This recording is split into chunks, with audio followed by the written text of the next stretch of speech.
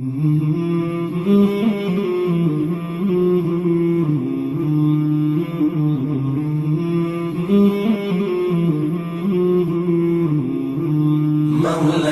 صل وسلم دائما أبدا على حبيبك خير الخلق كلهم.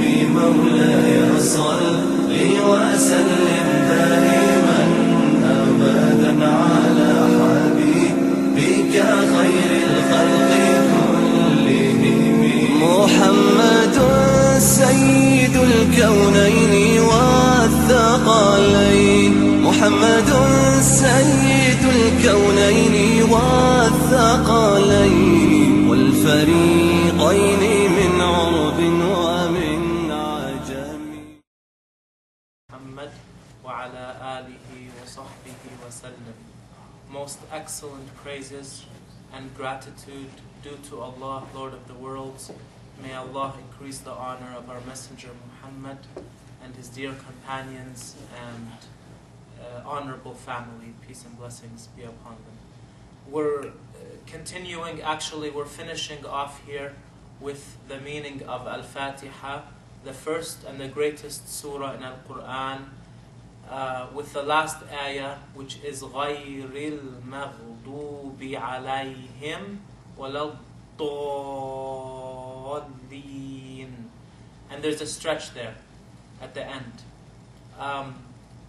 The cousin of the Prophet ﷺ, whom which the Prophet made dua for, he explained, because there's two categories, there's two groups of people that are mentioned.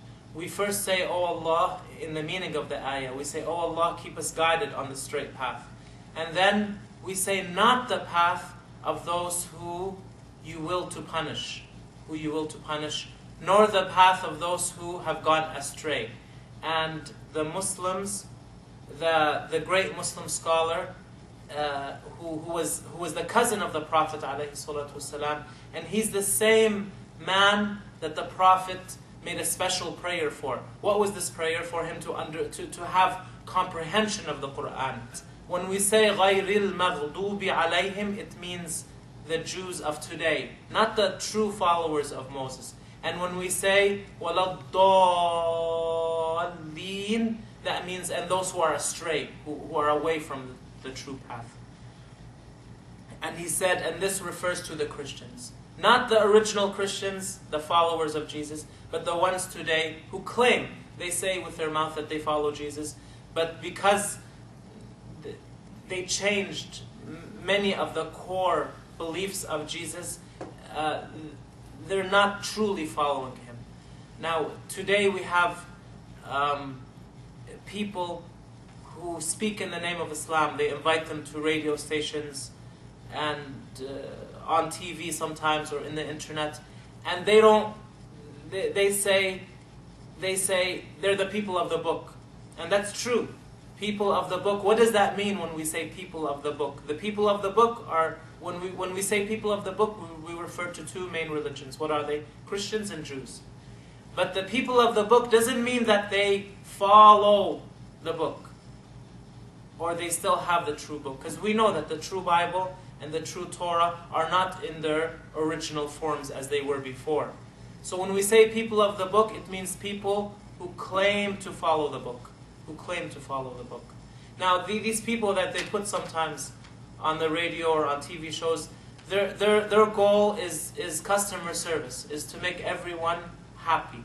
So they think that you can compromise, or for the sake of peace or unity or whatever they want to call it, they can say things that are against the religion. And we can't. If we're honest and we're true, we're going to say what our book says. And it's written all over the Quran. It speaks about the Christians and Jews, and it says that they're not on the true path. And there's no harm in saying that. We're not being extreme for saying that. But if we were to say they were totally on the right path, we would be belying our book, number one, and we would be lying to these people. We wouldn't be honest to these people. On the Day of Judgment, these people would would tell us, why weren't you honest with us? Why didn't you do us a favor by telling us to follow the true path? So those people who are telling people, you don't have to become Muslim. As long as you're from the people of the book, you're fine, you're going to heaven. And they are becoming many these days. And they put them on TV shows, and they may have PhDs in the field of religion and so forth. And they may extract, they may get ayahs from the Quran that refer to the true followers of Jesus and the true followers of Moses, that we are one. We do not differ with. But the ones today, there's a clear difference. And that the Quran does not have contradiction. So be warned of those people. They're not honest. Some people, out of fear, they say this. Out of so-called customer service, they say this. So, some people, if you say the Christians and Jews are misguided, they're scared that the police are going to walk in with a bunch of dogs and put them in jail. And that's not the case. The police or the government or whoever, they're not telling you. They're not necessarily telling you to change your religion. And they know. The Quran is clear. They know that we don't believe in what they believe. So who are you trying to impress when you sell your principles? When you sell, when you leave the path of what you were ordered to do? They're not in a good position, those people. And it's very sad, because we see them sometimes, they mistranslate ayahs in the Quran. They mistranslate even some Qur'ans into different languages.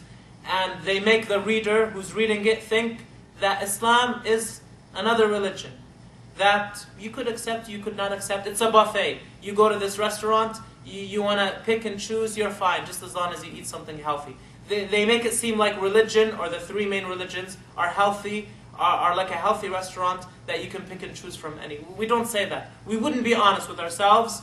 We wouldn't be following the path of the prophets if we say that. And the truth is that we say what the Quran says. The religion accepted by Allah is Islam.